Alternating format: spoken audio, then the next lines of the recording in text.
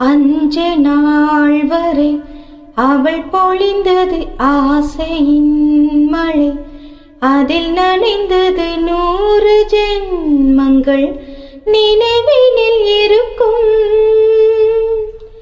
அதுபோல் இந்த நாள் வரும், உயிருருகிய அந்த நாள் சுகம்.